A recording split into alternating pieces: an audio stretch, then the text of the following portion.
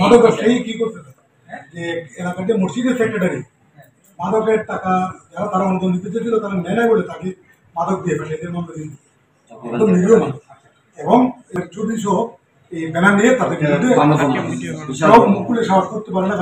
পাঠাই দিব জায়গাটা আমাদের মিটিং আছে এখন জানি স্যার। Okay, thank you. সংবাদ সম্মেলন করেছি প্রেস ক্লাবে, হবিগঞ্জ প্রেস ক্লাবে।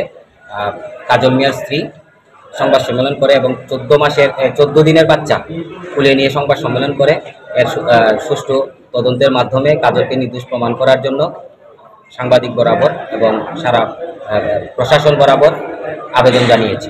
ঘটনাটা হচ্ছে কাজল মিয়াকে পানিউন্দা এলাকা থেকে অপহরণ করে জকিগঞ্জ থানায় বর্ডার এলাকায় তাকে ইয়াবা দিয়ে গণিগঞ্জের ছেলেরা পুলিশ প্রশাসনের হাতে হস্তান্তর করে।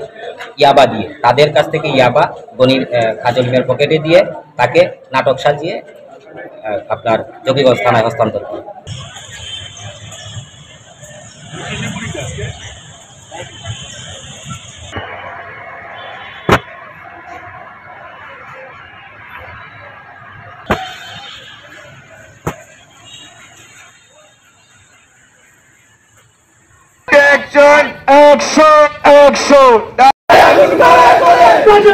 কিছু হলে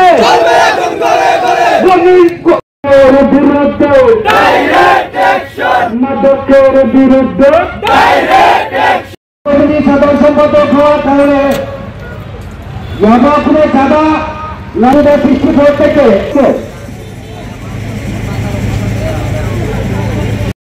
কাজল মিয়াকে অপহরণ করেছিল।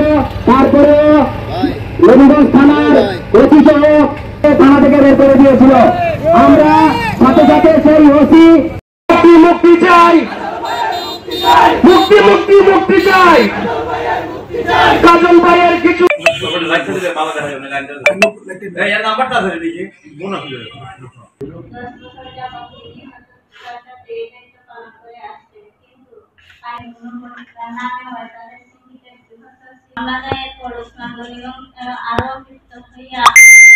আমার মেয়েকে বিগত 4 তারিখ 11 মাস 2024 আমার বাসুর আমির হোসেন মিয়ার কাছ থেকে খবর জানতে পারি প্রথমে মৌলভী বাজার সদর থানা মারধর করে গাড়িতে টেনে এসে তুলে নিয়ে গেছে।